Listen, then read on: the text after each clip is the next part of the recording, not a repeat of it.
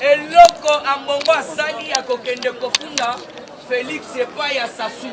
Eza lokola donc ake kofunda Jésus et pas Satan.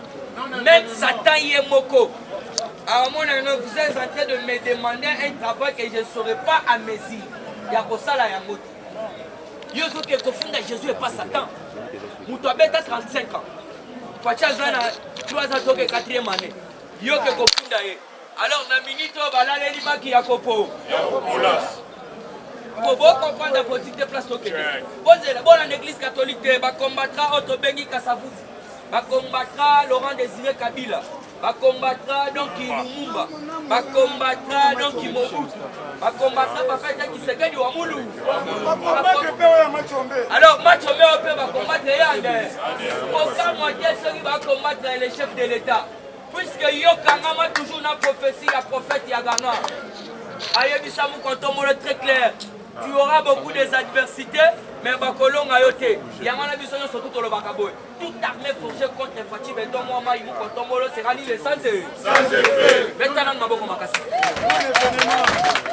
Je suis un papa de Nikadima. Bolandi F. Soso. Balinga qui va ça la marche les 6. Alors, selon nos informations, F. Soso va commis peine à guerre. Na Mouka, na église catholique, na SCC. Pourquoi? Yoka place dossier Ali. Malgré Martin Fayoul à lobby Basangani. Mais là, Shadak Baye Basangani, à lobby Mekeba Martin Fayoul. Côté Obiso Tosa Ebe. Donc, l'autorité morale est Ali, politique Kana. Martin Fayoul à lobby, Ionandi. Siko Yoka, marche, il faut passer les 6. Moyen passer la marche, c'est ça, merci la bande on a vu ça bawewa entre to beteli bawewa maboko betela bawewa yoka bawewa balobi boye ndenge za boye le 6 to sala marche tous les montards pour la soutien à papa de Nikadi la to lobi to boya balobi papa de Nikadi matotali au sala les marches mais pour la soutien wana pour notre soutien, donc les 6 du Sopé Bamuta, tous en balabala. Tous en lisiko kotambo le pona kokende pour remercier. Tala, au salana Félix Antoine Tshisekedi. Félix Antoine Tshisekedi Chilombo, si le lomoni président a ça pour expliquer binon. Puisque bato la muka bazoaka ba image ba komi ko sala ngo publicité. Président ala ki dana Joe Biden. Et puis à part ça sort la ni ba vewa. Sort la ni ba RFI ba koye bisayo. Beti li solo en huis clos inédictant. Fatih Beton a Joe Biden beti li solo inédictant. Ce que yo comprendre le roba solo li les années. Puisque awa RDC balobi esamboka ko sala ba fantique et puis attendez token na G20 to coopérer ndenge mon côté IDPS viva. Betela les vrais décideurs maboko makasi Fatih Beton. C'est là pour peut-être l'herbe à son G20 au monde en histoire. G20 c'est la petit. L'heure de 74e sommet, l'heure à Kenaki na Otobengi, donc l'Assemblée générale à ONU en 2019. Là, ça a été chaque fois qu'il y a Sengaki, à l'objet de Bangoboe. Pourquoi les Rosoaka va décision, Bochaka Makolo, on a pas décision au Soaka. Mais à ta président, mon côté, il y a Afrique à participer. Pourquoi? Neba Yebisaye. Yo Moutolobi, ça l'a pris. Ça l'a fait décider du monde. Il y a un moni G20, donc les décideurs du monde. Et puis à Kotikuna, pas décision, ma casse, ils ont marqué ça ligne. À lobby, malgré ton sang, mais ton repéré de mon côté. Malgré ton sang, on a bien décidé du monde, puisque il y a une information plus. Joe Biden moutou kitina armement jusqu'au down. Moutou kitina donc il va soldat le rôle à Joe Biden. Mais au moins Joe Biden a l'engagé la Mohamed des gars d'esprit à ça n'a pas bout. Serré. Alors vous devez comprendre qu'est-ce qui se passe. Na G20 Félix Alobi Boye. Quand on coopère na bilan de mon côté pourquoi puisque nous tous allons na forêt équatoriale. à part oyo ya biso ya liboso ezali forêt oyo ezali Amazon oyo ya Brésil. Alors yo Joe Biden yo kolia cop ndenge moko na nga te, yo président soki ya Russie soki ya nani olia cop ndenge moko na nga te, yo peut-être Chine soki nani kuna Russie tokolia ndenge moko na yo te pour oza na aucune forêt chez yo. Ngande mutu naza na forêt et puis il faut comprendre que nous soki toko bénéficier RDC, il faut azwa bénéficier belé koleka tous les pays betana maboko makasi. Copie yangwana. Réunion wana ezalaki mama na réunion ya kafuka. Alors vous devez comprendre na boka lisu na kati ya carnet o awa na ke kochité. Alors Assemblée nationale vient de voter la 11e prorogation de l'état de siège. Les élus d'Ituri et de Nord Kivu ont refusé de participer. Au télémi, on a vu que Félix c'est là. Député à Ituri, ça fait déjà autant d'années. Député d'ailleurs, je suis le garant de la nation. Je me recompense à Bango Kimia à travers l'état de siège. Mais Eli à Ituri, à Nord Kivu, au lieu hier à chaque fois, à signer, à Moussala Makasi Kounezate. Eli à Ituri, il y a Nord Kivu, Baboyi. Et puis, plus loin, Balobi que des gouverneurs wana balongwa. Mais dans ça koyebisa bino ata député moko te ya Ituri atikala kokangata ADF. Député ata moko te ya Ituri atikala kokangata ADF moko te. Mais vous devez comprendre baza bandeko na bango baza kosala ba mafia. Yango no yoki. Là ba memi chef de l'État déjà na maison d'armement ya Israël. Kotoyo déjà omoni la muka sutuka bapanzanaka te basaninge puisque banani oyo batiwe baza na kati ya balamuka bamoïse katumbu baza batiwe du peuple congolais. Mais comment ça fait que Moïse a sauté la masoloba état de siège elongo bolongo l'état de siège oye ateka minere ndenge ça yabana na soyebisa bino bakwei na pula mabe. Ils ont mal choisi l'adversaire. C'est le Koyo Kademo, Augustin Kabouya Solanda qui est. Peut-être aux allez un message. Solanda qui Augustin Kabouya Mouanaboute à 47 dans la matinée. Voilà, donc il y a un message. Et le Kotikada ne peut pas bétonner comme Mabouya. Peuple encore. Et si. Et Tikali Kaka donc qui a bétonné Mabouya. Peuple. Au côté, on a surtout fait diplomatie KO. Diplomatie KO. Bino bomonite mutu babanda obenga pantin placebo marionnette mais bake basangani siko bakomi obungisa marionnette. Betela marionnette maboko betela marionnette. On a que cochité. Tozo ke bisa deli se sanga ke keba. Deli se sanga deli se sanga ke keba. To bengi malami satu. Donc il y a souka soso kolela kokori kokoriko. Deli se sanga zo saba vantina union sacrée chef de l'État. Na ebisa kibino. Union sacrée ebele basanga ki moya ko définir ango. Or que ça nango simple. Lisanga ya bosantu pona ekolo. Siko tala bien. Ce qui est par rapport à Maloba ya Papeten qui se quede du Wamoulou. Voyez pas ça la union sacrée na. Donc cela veut dire que Zali fait ya bato maba. Fait ya bato mabandi.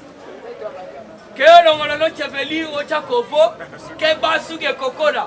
Ceux qui sont des colis to timmelio yomoko qui mande. Moïse Katumbo monite aya wazange loko koloba. Akuta un ambassadeur Mike Kamera lobi non. Russie, Grande-Bretagne, Turquie, hein? Donc Japon, États-Unis, Allemagne. Donc les pays où on a surtout décidé du monde bana simanaye. Yo sogo zoya na makambo yo yebe. Ambassadeur ya Union européenne e bengi alobi papa. Tout le monde yo ozali étranger le plus suspect. Na kati ya République démocratique du Congo. Étranger le plus suspect. Mais oui. Et puis à Ebisio yo zelana pour ozo chama peka. nanu loi ya congolité quotité c'est là na janvier papa moso abetaka ndimbola yo moko kosala tula musi yaza betana maboko makasi ya yoka omoni loi ya congolité ebali tobomba na janvier ozela bamona katumbi ye moko otika politique olandi te kamitato arrêté na aéroport yaka yo bandakala ozala sous présence assemblée mais comment ça fait dire ozala na passeport diplomatique bakanga ye te basanini pesa biso diplomatique babotoli awa naza koyebisa bino faci très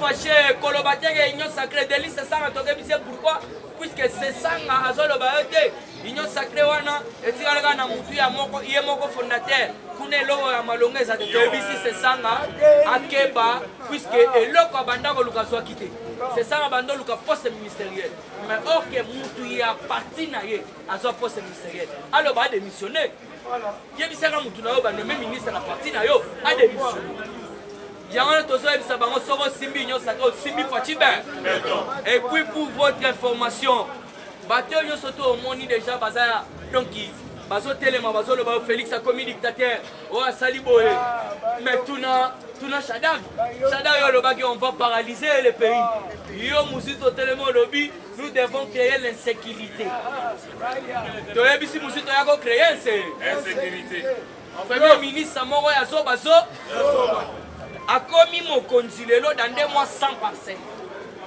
Musitu. Mais n'a pas ikongi la bipai wapi auti 0. Yo peut se soutenir comme Musitu. Musitu ane pas na bino kuna na bandu na pas ikongi. Matiti na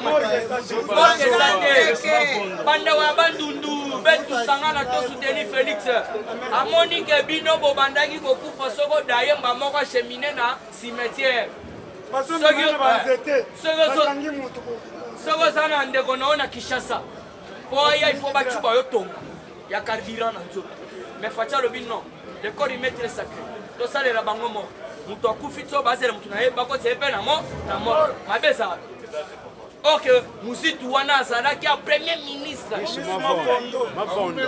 Félix Atala lobi na bandundu na tikali komona banque te mais kende na bulungu bacheli banque baja pe bakomi kokende bazo ba awa lebo yokaki mama nana ke dernièrement po azoki tapeli susu mama nana doki nde makambo mama nana nde maka akenda kikuna ayebisi bango boza akali mukonto mora lingi kochela bino aéroport international na Kansaba EDD azo mama nana soka kisusu auto ben société au banda sala mafuta penze communauté bandi donc ça soutenir faci kaka na bandundu te bolandi na kaele kuna na S bakotonga port déjà banda tuna ndeko na kaele na S port munene na kati ya donc kaele baotonga ngo yo ndeko Tanganyika olandi te ponyembo bache déjà wana bato bando sikile alors faci azo sala kaka pona donc kaka pona Kishasa te donc azo sala mboka nyonso tout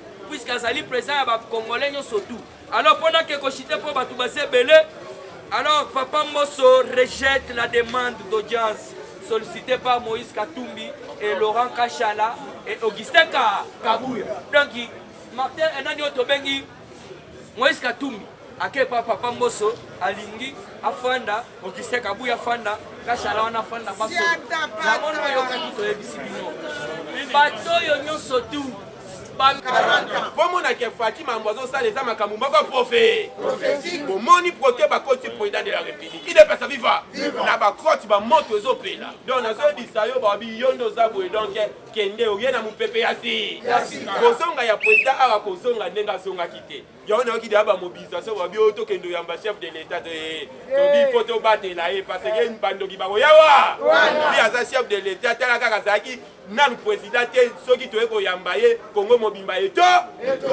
alors sikoyo akoma président de la République ke yambaye to boyi pona sécurité na ye banguna ba profiter na ka yango na ebisa yo lobi bolandaki réunion ya FCC ba kontaki ide pesa viva na réunion ya FCC ba koti lobi balobi ba point misat ba binde zaboye biso financement pour la muka bande kosenga financement boyebi ke basali oyo tobengi coalition ya baétranger idepesa viva alors coalition ya bango ya baétranger oyo babengi yango na kombo ya Kamaso comprendre déjà eza libabe ya pepeko alors coalition na bango basololaki bien ezalaki mwa batratation na oyo etali financement lamuka banda ekooblige FCC apesa bango mbongo ebe alors basololi bien mbongo déjà bazwi oyo batie na mesa oyo bakopesa lamuka mpona lamuka mosala kosala nini ekozala ya sabota balobi bango bakoprofite na babiloko nyonso oyo ekozala donc contraire na l'état c'est-à-dire bomoi na minute oyo eza revendication ya baprofesseur bango bakoprofite wana la bakobuka soki baekole baloba eza bato ya ide nde eza na minute oyo makambo ya bili ya katoliki bango bakobuka baeglise baloba ide pesa viva wa réunion na bango bakotaki elobi kaka na réunion ya bango bakota elobi balongoli Raymond Tshibanda ide pesa viva po Raymond Tshibanda batiaki ye na FCC comme mutu moko amema bango na oyo etali crise mais balongoli ye baobi azosala eloko moko te baobi oyo aza tribalisme il est pas viva kala batu wana babi batu nyonso oyo ya baza na FCC baza ba kasaya il faut balongola bango bazo binisa ba fuite ba moni expérience wana pa ya la mer mais il est pas viva to ebisi bango eyemdeli bango fatia za mupepe IDPS eza les seuls partis oyo bato bakufa ebele ata bozosala réunion mpona bosala IDPS mabe molimo moko ya moto akufa ekozala wana si epesi biso informa yango moi makambo nyonso bazosala bizobima kaka na poi nayebisi yo na minute oyo ozalaki nde tolobaki moto akokima te bolandaki Shadari ya kwe koriske na liputa bakangi ye angi asala alata sko teni ya la po angi alata teni ya la police IDPS viva bo akamufwe aluka abimanjela ya nini ya Angola akende exil mais esimbi lisusu te oyebi eloko ebomi ezo IDPS viva eloko ebomi ezo zolo na maloba aho bazobosana ke na minute oyo frontière nyonso eza bloqué Angola azwi yaye Brazzaville azwi yaye ambongo akendaki epai ya Sassou IDPS viva ayebisi bino eloko Sassou ayebisi ye te mais nayebisa bino Sassou ayebisi ambongo ni ambongo ake epai ya Sassou ayambi ye nde bayambaka bato nyonso alobi nayambi yo mpona oyo déclaration outi osala récemment olobi oza na nse mais ngai emoni banda président Félix akoti marche moko te esalami na moni oyo babomi bato na kati ya église babuki baéglise oyo basali nini babeti bafidèle yo insécurité ya nini oyo bato ya IDPS bazokanela ngai IDPS viva alobi bakani oyo na ndenge nini daye ebandi ndenge nini mpona makambo ya insécurité ambongo alobi ebandi na makambo ya seni tokendai mpo tobimisa candidat alors makambo eleki bien te batuni makambo eleki bien te ndenge nini oyo tokendaki na élection obi ok élection banani bapoli banani baganye biso topoli bopoli bozalaki combien mibale bongo bana baganye bazalaki combien si obi ok yango wana eza clair oyo eza clarité église catholique na protestant erepresentaka 90% wana makambo oyo ayebisi sasunge erepresentaka 90% na ndenge nini IDPS viva donc aza na configuration ya kala ya 1967 oyo makambo esha ekoma église ya catholique na quartier moko bantouré na di église de reve ekoma bongo te bongo te ake na configuration ya kala yango moni les mêmes configuration wana yango moni babambaka Fayulu résultat moko imagine keo Fayulu azimi na 65 Fayulu oyeseke baza na baprès akende pas sur le boye popesa akasi presse baosenga na kuko so la ebisi boboto malili ezali metoye poto réchauffer mwana mama mambu masobele nayebisaki bino soki politique ezalaka combat box mais baopposa déjà babwaki kitenja pembe na terre c'est-à-dire s'il y a abandon po fatia somata se koma tolobaki inutile bobundisa ye parce que ye déjà aza lumière soki déjà epeli kote nyonso ekonge IDPS viva bino moko bomoni bauti koplébiscité le président le plus populaire na Afrique oyo bapanzanaki basali yango plusieurs mois na 30 pays ya pamba pas même pas comme na 54 pays 30 pays ya pamba fati déjà en légui 50%. IDPS viva nayebisi yo bapays nyonso bazokende otya micro bazoloba kaka fati tuna bazotuna bango question nini topanja te bakokende bakende na Somalie po na bino bolingi président na bino azala na oh béton bakende na Érythrée béton bakende na Angola batangi béton na portugais béton no il est pesa viva il est pesa viva mwana mama mambu maso alors bibo ebi chef de l'état toujours na idéologie na ya diplomatie président de la République azaka libanda alors boyebi après Israël Italie Écosse président azokende na Bangladesh il est pas viva président azokende na Bangladesh toujours na o Italie intérêt ya peuple congolais ndeye moko alobaki na Italie parce que na Italie kobosana te après kosilisa o tobengi sommet ya G20 président asololaki na ba ressortissant Congo batuni e bana mboka po fati kote nyonso azalaka akutanaka na bana mboka na faire wana ezozala kilo na armée congolaise na biso tokoki kopesa exemple moko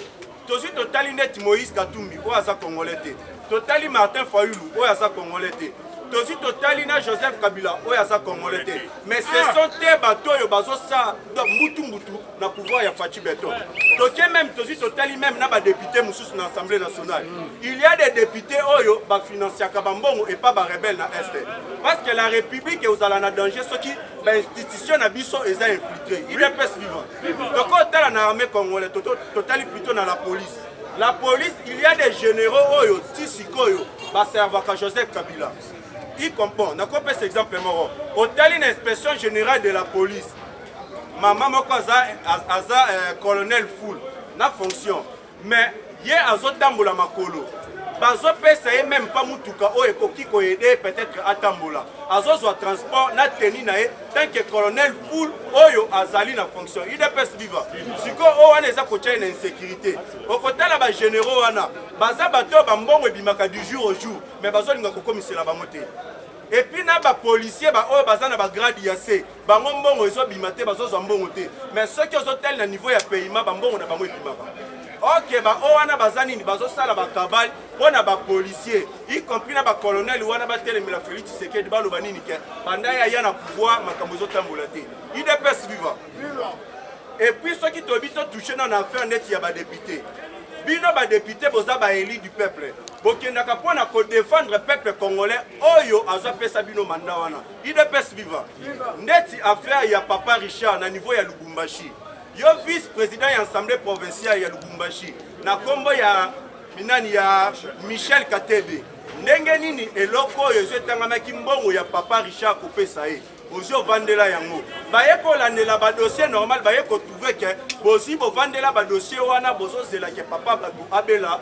akufa po bino bolia mbongo na ye idps viva ngai dérangeaki ngai namoni papa Richard azwa bengi ngai azolela alobi ke soki botiki ngai moyen eza te naza gravement malade naza vraiment gravement malade nazosenga na bino bolobela ngai parce que bino nde bakonzi bayokaka bino na ndenge bolekaka idps viva alobi mbongo wana eza ya kimoyibi te nazwi na travaillaki eza mutoki na ngai mais comment se fait-il que bazwa baprivé mutu na salaire na ye donc bakanga yango en otage idps viva tandis que oyo wana eza fracture ya munene mutu mbongo na ye ya plus de 3 ans na baavantage likolo bozi kovandeli yango ye akomi kolobaki santé na ngai eza bien te et puis il faut nakende libala na libanda batraite ngai mais mbongo na ngai bozi bokangi yango soki nazwi na kufu bien procédure eyolandama bozi mbongo bopesa na famille na ngai usoti po bino bolia yango idps viva yango tosengi na bakonzi ya nyonso ya mboka tosengi na chef de l'état Fachi Beton oyo liti na ye eza mpona liberté d'expression na état de droit akota likambo oyo baautorité nyonso ya mboka bakota na likambo oyo papa Richard aza gravement malade oyo abengi nga esalinga mpasi azolela alobi botika ngai te naza gravement malade naza na posa batraite ngai mbongo na nga bazokanga yango idps viva et puis nakosenga na bakatangie puisque bakatangie baza les plus infiltrés idps viva parce que ntango tozomona oyo bazotia makelele mingi bakendaka na niveau ya Katanga bazwi nationalité Moïse Katumbi ayela na niveau ya Katanga bapesa nationalité Joseph Kabila na niveau ya Katanga bapesa nationalité y compris bino badéputé boza na niveau ya Katanga olie mpona bosala mpona peuple katangien mais bokomi kosala mpona baétranger idps viva place danger yango wana yango nasepelaki na initiative ya chef de l'état ndenge balobaki qu'il faut recenser salema na niveau ya Katanga parce que toute Katangé il faut dans la carte d'identité oyo ezolakisa ke aza véritable Katangé IDPS viva tozosenga mbongo ya papa Richard bapesa te tozoloba na assemblée provinciale ya Katanga Michel Katebi tozoloba na vice-président ya nani ya vice-président de l'Assemblée provinciale. Ceux qui bapesi mbongo ya papa Richard T, nous les combattants de l'IDPS, nous la population congolaise, toko se prendre en charge. Parce que même au niveau de Katanga, il y a des combattants à IDPS Bazakuna. IDPS viva. Viva. Lumbe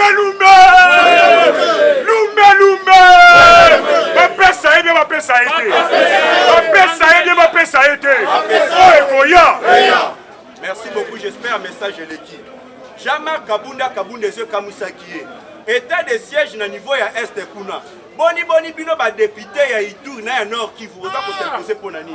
IDPS viva. Ba député wana bazui ba bimi. Bazui ba sololi même na ba député ya ensemble ya nani ya Assemblée nationale. 56 députés na bazui ba telemi ba brandi même papier balobi non na prorogation ya état de siège. IDPS viva. Bazui ba prolonger yango.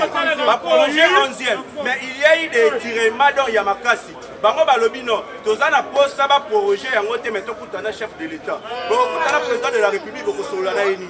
IDPS viva. Pour comprendre que ba député wana bazaba rebelle oyo donc bazoboma ba ndeko na biso na Est. C'est ça ces députés wana. IDPS viva.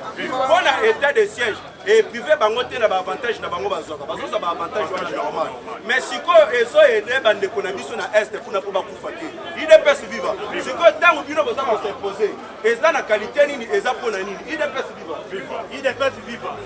Tolingi to prendre ba député yonso basali caractère irresponsable. Va quitter Kondima, état de siège. État de siège, il y a des sentiments président Félix. C'est la loi. Et dans la carte de constitution, il y a des devoirs patriotiques et solennels que le président a ça pour sauver le peuple en cas de danger. C'est une assistance des personnes en danger. Et maintenant, vous, les parlementaires de l'Est, vous êtes irresponsables de votre. C'est à vous maintenant de prendre conscience. Je vous remercie. IDPS viva. Yango moni Jean-Marc Kabunda lobby. Pourquoi état de siège est gêné bino? C'est que boyebi likamuna kati. IDPS viva. Jean-Marc Kabunda kenaki plus loin. A lobby na ministre de la défense. Yango tozo senga na chef de l'état tango ya remaniement ezoya. Il faut na libalongola ba ministre belé. IDPS viva. Parce que ba ministre na gouvernement sama lukonde bazo sala le côté. IDPS viva. Parce que chef de l'état azana ba action ebele esengele sala. Chaque ministre azana tâche na oyo esengele remplir. Mais ba ministre wana bazo remplir tâche na bango te. Ebele ba ya na gouvernement pour na ko s'enrichir. Ebele ba ya na gouvernement pour na koiba systématiquement. IDPS viva. Jean-Marc Kabunda lobi na ministre de la défense. Tozoyoka ba détournement ya makasi ezo salema. Ya ba mbongo oyo ezo aider no FARDC na niveau ya Est. Bona bitumba wana ba craquer ba rebelle nyoso. Mais tant détournement ezo salema. Pourquoi pas le ministre de la Défense au téléma au Samakamno na Maboko? Ba généraux wana bazoyi ba mbongo wana baza awa. Bazoli ba mbongo wana est-ce que ba généraux wana baza banzambe pour na baza l'interpeller te. IDPS viva. Jean-Marc Kabunda la musi dans une conscience il y a ministre de la Défense. Pour sur le terrain à Zosale le côté. Comment se fait-il que le ministre de la Défense aux alliés mais ba détournement ya makasi ba généraux na Kinshasa bazoli ba mbongo ba soda. Mais tandis que bango kuna bazo kufa pour na kobunda pour na mboka. IDPS viva. Viva. Et puis il y a un état de siège. Au niveau de Beni, 24 bombes artisanales et 10 détonateurs au no FARDC va récupérer en détruire. IDPS viva. Nous mettons no FARDC mabo. Toujours dans un état de siège. Au niveau de Nord Kivu, 10 combattants, ba rebelles ya makasi wana o ba bomaka batu. No FARDC va capturer bango. IDPS viva. Nous mettons no FARDC mabo. Et puis, au niveau de Sud Kivu, les FARDC ont arrêté 10 rebelles rwandais. IDPS viva. Pour bazalaki na niveau de Nord Kivu. Pour comprendre que Paul Kagame a lobaki lukuta. parce que en est du pays plutôt, est du pays, les Rwandais bazawana toujours. Il est vivant. Ce sont des Rwandais bazu ba bomba na kati ya ba population. Ba Rwandais bazo bima butu koboma et puis na koyiba ba minéraux na biso. Il est vivant. Siko to kotuna na Paul Kagame yo lobaki ke o armée rwandaise ala na STT. O ba sujet rwandais bazala na STT. Siko tango bazo kanga bango bazo bimela on. Il est vivant. Et puis ils en affaire moko o ezo sali biso pasi. Ils en a rencontre moko ya moto loba na chef de l'état il faut tala ba proche na ye. Bato azana bango ba proche. Parce que comment se fait-il que rencontre secret ezo sali maki entre François Beya, Martin Fayulu, Némi Moulane, Adolphe Muzitu, Devos Kitoko, na James Kabaré, Bena Vessa Karega. Bazi ba kutanaka. Ils allaient pour na kusolani. Tandis que Tosia Totali IDPS vivant. Tosi Totali François Beya, Aza Mouto Aza Bébé, le chef de l'État. Mais si quand on a qui le Batouana, les Ana Kabali Nini, IDPS vivant. Ce qui montre que le chef de l'État est en danger. Parce que bateau a sur yozo kutani na bangwana eza bateau bazo bundisa Félix Tshisekedi et puis eza isusu na ba Rwandais oyo bazo sepela na pouvoir ya Fachi Betonte IDPS vivant yango to sengi le chef de l'État il faut attirer très attention na François Beya. Et puis bolanda ke batu ya PPAD baza bato basala ka bakaba lebele baza bato basala ba comédie FCC bino bolobi ke boko sala marche le 6. Mais pourquoi Ranani Shadari akenaki kokutana ba atu lukwebo pona a proposer ba kombo ya bato ba kosala na kati bureau ya Seni. IDPS viva. Siko marche bo sala les années. Parce que na marche wana na bolobi bozolinga botambola contre Seni. Mais Shadari yemoko akeya kutana ba atu lukwebo. Aké kopesa kombo ya ba membre na bango ba na kati ya Seni. Siko bolinga kokosa peuple congolais na nini. IDPS viva. Bato wana bazo jouer na donc na mayele ya peuple congolais. Eza bato ba boma peuple congolais. Eza bato ba massacre biso ba beta biso ba gaz. Pona nini to bandeke ko revendiquer ba droit na biso. Lelo bango bazolo ba biso to zana bango na nzela. Et puis bazolo bato zana bango na nzela kaka bango moko bazo baluka ba beta carte mususu. Siko tambo zibo oké kotika kombo ya ba délégué na bino. Siko marche ozolo ba na peuple congolais batamboleza ya nini. IDPS viva. Yango papa Christophe Mboso alobaki boye.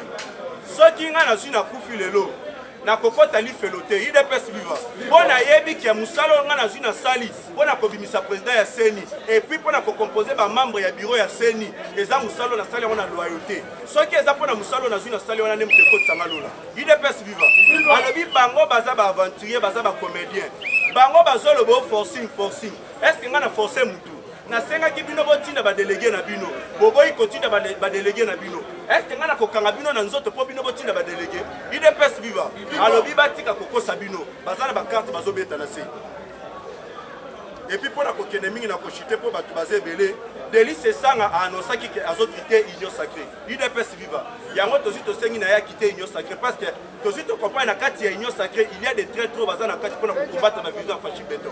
IDPS viva. Et puis tout ce qui est né Mwanatsemi, à Kenaki qui a déposé candidature officiellement comme gouverneur à Congo central. IDPS viva. Et puis côté il y a Alphonse Moïka Sange. Il peut aligner comme DG à Miba. IDPS viva.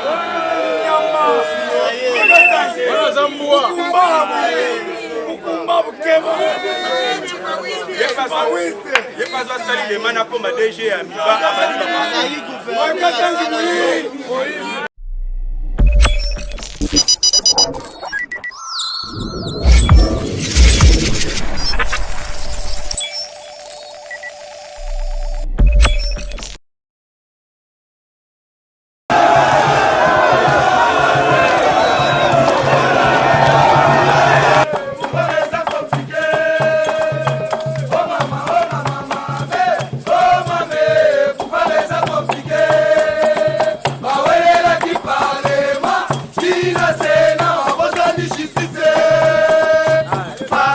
Justice.